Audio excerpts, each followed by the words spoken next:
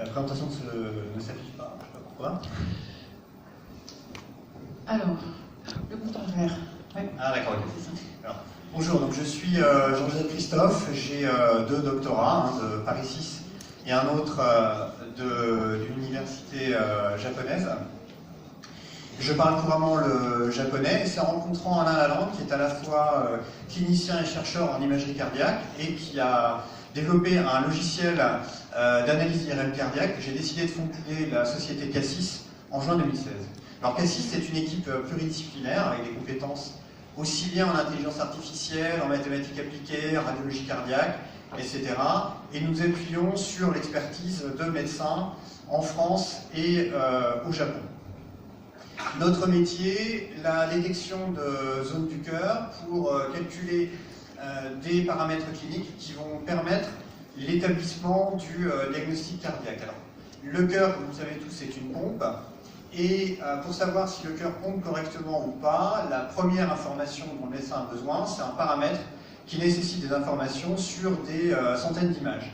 Évidemment, le médecin ne va pas s'amuser à faire le calcul image par image, d'où la nécessité d'avoir ce type de logiciel, et notamment qui lui permet d'éviter d'avoir à faire le contourage à la main, ce qui prend 20 minutes, et donc à la place, avec notre logiciel, ça nous prend moins de 2 minutes. D'autre part, nous avons une solution unique pour l'analyse des infarctus du myocarde, qui permet d'anticiper les complications de la situation du patient. Notre logiciel s'appuie sur des algorithmes d'intelligence artificielle et est marqué CE. Alors, le marché du logiciel d'imagerie médicale basé sur de l'intelligence artificielle est à très forte croissance, puisqu'il va être multiplié par 4 entre 2017 et 2023. Avec le segment cardiaque qui est l'un des principaux et pour lequel il y a assez peu de concurrents.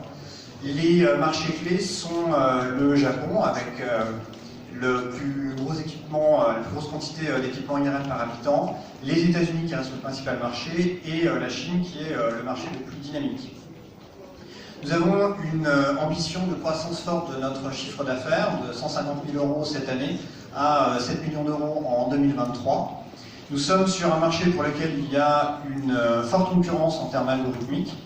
Et donc c'est pour cela que nous anticipons une augmentation des coûts, notamment en termes de charges de personnel. Raison pour laquelle nous pensons que nous n'atteindrons pas l'équilibre avant 2022. Et c'est pour cela que nous sollicitons une levée de fonds.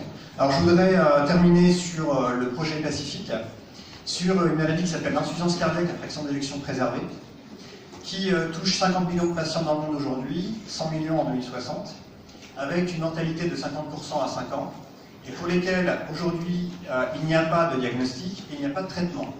L'OMS considère que c'est l'un des problèmes majeurs dans le monde.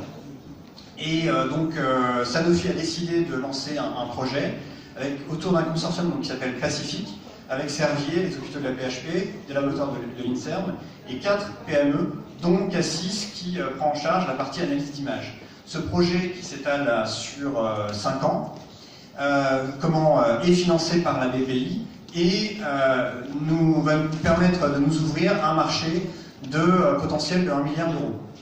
Je vous remercie et n'hésitez pas à venir nous voir sur notre stand.